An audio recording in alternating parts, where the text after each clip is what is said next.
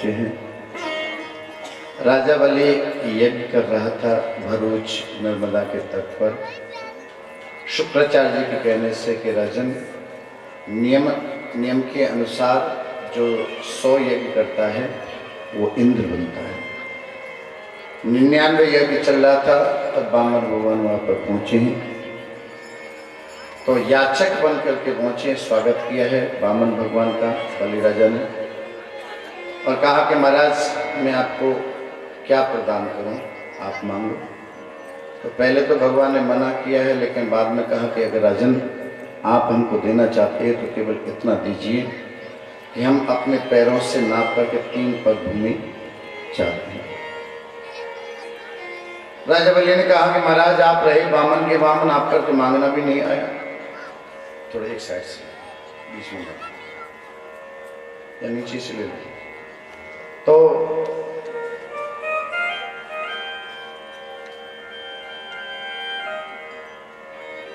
बोले आप वामन के वामन रहे, आपने 3 पग भूमि मांगी है, आपके छोटे छोटे चरण हैं, कहीं से भी नाप लें। वामन भगवान ने कहा कि ऐसे नहीं नापेंगे। ब्राह्मण को कोई वस्तु जब दी जाती है तो बिना संकल्प के ब्राह्मण नहीं लेता, पहले संकल्प छोड़। संकल्प की जैसी बात आई है तो शुक्राचार्य जी के कान खड़े हुए, तो कुछ गड़बड़ है। तो शुक्राचार्य जी ने ध्यान लगा करके देखा, ये वामन नहीं विराट है। तो राजा बलि से कहा, राजा बलि तने के धरा? बोले हाँ महाराज। आप जानते हैं कौन है? बोले नहीं महाराज। बोले कि ये वामन नहीं है, जितना वामन इतनेपन है, ये विराट होकर के आया है, विशाल है, साक्षात नारायण है, तुझे छलने के लिए आया है। और देख राजा, अगर कोई हमको छलने के लिए आए, अगर उससे झूठ बोल दिया जाए तो वो झूठ अपराध नहीं। राजा, गाय की हत्या हो रही हो, गाय की रक्षा करने के लिए थोड़ा झूठ बोला जाए तो झूठ नहीं होता है, अपराध नहीं। कन्या के विवाह में थोड़ा असत्य का आश्रय लेना पड़ता है, विवाह अच्छे घर में हो जाता है तो अपराध नहीं। और राजा, स्त्रियों के संग अगर झूठ बोला जाए तो भी अपराध नहीं। ये मैं नहीं कह रहा, शुक्राचार्य जी कह रहे। तो हाँ, घर में अगर शांति बनी, थोड़ा सा झूठ बोलने से घर में शांति हो जाए तो क्या अपराध है। तो बोले महाराज आपने दर्शन कराया, ये नारायण है, परमात्मा है, विराट है, लेकिन प्रभु मेरे द्वार पर आए हैं, याचक बन करके आए हैं, तो इन्होंने मांगा तो मैं तो दूंगा। तो राजा बलि नहीं माना, अपने गंगा के सागर में से जल निकालने लगा, तो उससे मार्ग में जाकर के बैठ गए, जल ही नहीं निकलने दूंगा। शुक्राचार्य जाके बैठ गए।